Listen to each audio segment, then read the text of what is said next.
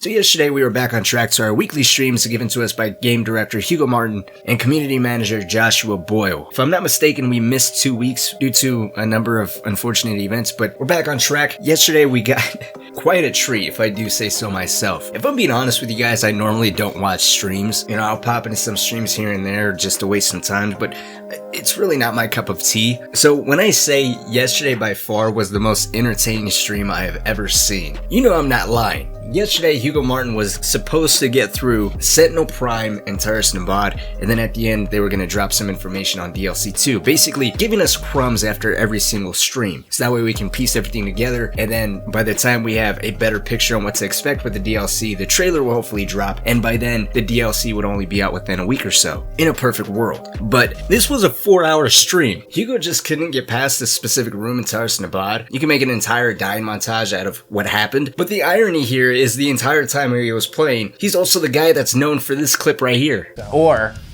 just get good and beat them. Right, I forgot that. Can be like anti-whiplash. I like that. Yeah, I don't disagree. Oh God, you need it. So that 30-minute hunch was great, but I think hands down, the best clip was this right here. So yeah, hit him with everything while you're doing this.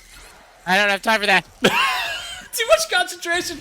Oh, that was bullshit. I think you're. I love everything about this. I don't have time for that. And then when he dies, he shouts out, "This is bullshit." And then the icing on the cake is just how concentrated and focused he really is. I don't know. I just love this more than I probably should have. When the game's director can shout out, "This is bullshit" upon dying, and that's when you can applaud them and say, well, they've actually been through the stuff that, you know, the players go through. God knows how many game devs actually play the games that they put out, let alone stream it. But I'm just busting Hugo's balls a little bit. Getting back on topic, as I was saying, after every single stream we get a small amount of information on DLC 2 and what we can expect with it. Yesterday, we were told that DLC 2 is going to have a new encounter type called Escalation. These escalations are basically Gore nests that are balanced around variable skill types. There is one per level, and the first one that you're introduced is going to be pretty easy. It's not going to be too demanding, and everyone of all skill types should be able to deal with it fairly easily. However, after that, every escalation you come across is going to slowly demand more and more from you. Eventually, they're going to be a challenge that only the best of the best slayers are going to be capable of completing. Based off of that description, it does sound like they are going to be optional. No one's really going to force you to complete it. Maybe the first one might be required, so that way you know what exactly they are moving forward into the rest of the DLC, but it doesn't sound like the harder ones are really expected of you. There's also no word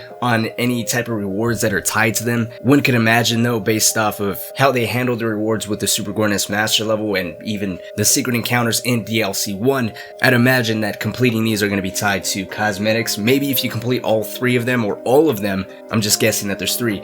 Who knows? Maybe if you complete all of them though, you might be getting a full kit. Like the first one might give you a skin for your combat shotgun, the second one might be a Slayer skin, the third one might be a fix for the no target bug. I don't know, but it would be nice to have some type of added incentive to really push players outside of their comfort zone to accept the harder challenge that those other escalation encounters are going to be proposing. But honestly, that was all we were given with yesterday's stream. Not a whole lot of information, but I still think as of right now, we have a decent outlining of what to expect with the DLC. We have Meat Yolk platforming coming into it. We have a new demon by the name of Screecher, which is basically a mobile buff totem when it dies. So now it's an environmental hazard that you want to be extra wary of when you're ripping and tearing. You don't want to accidentally drop a grenade, kill this demon, and now everything in the arena is buffed. We know that we're going to have escalation encounters, a new weapon, and I think 2 other demons besides the Screecher are going to be added into this DLC as well. And if I recall correctly, Hugo Martin also mentioned that the flow of the combat and how much more demanding DLC 2 is over DLC 1 and even the base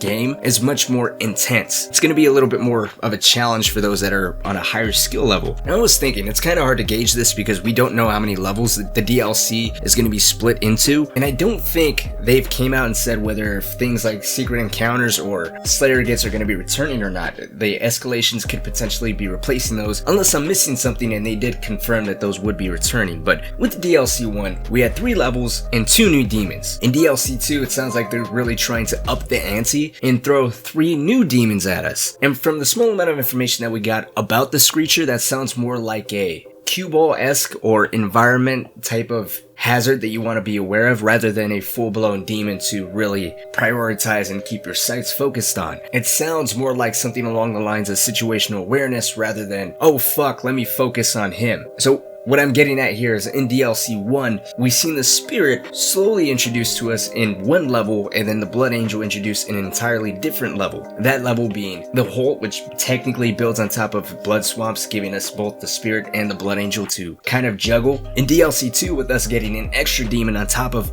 the other two unnamed demons and, you know, another boss fight. If this creature is really just a situational awareness based or a miscellaneous type of demon, then I would surmise that the Screecher and let's say the Chain Gunner, for example, might be introduced at the exact same time. Rather than saying one level the Screecher's introduced, the next level the Chain Gunner's introduced, and then the final level we have the Chain Gunner, Screecher, and the third unnamed demon. Which again, let me be clear, the Chain Gunner hasn't been confirmed. I'm just using that as an example. We are going to be getting 3 new demons. Only one of the 3 has been shared. I'm just trying to get a feel for the flow of the combat and the pacing of the entire DLC, how long it is, how many levels there's going to be. I know some people kind of took issue with 3 very long levels of the Ancient Gods 1, but I'm going to sit back on this, do a little bit more soul searching in the Ancient Gods Part 1, get a better feel for how they pace that out. You know, maybe that'll help me come up with some better ideas on how they could potentially pace the second DLC. Some nice juicy speculation there, but I want to hear from you guys. What are you most excited for with this DLC? When do you think we're going to finally get a trailer too? I'm thinking March 11th, which sounds like that's going to be the last stream that Hugo Martin's going to do. It would be ballsy of them to put that trailer at the beginning of that stream, but that's just wishful thinking. But that's going to do it for me here today. Let's talk down in the comments section about all this stuff. Under threat of being doxxed, I have to do this. If you guys haven't joined the Discord yet, link is down in the pinned comment. When those streams go live with Hugo Martin and Joshua Boyle, we have a couple people in my Discord that are updating everyone live. So if you're not watching the stream or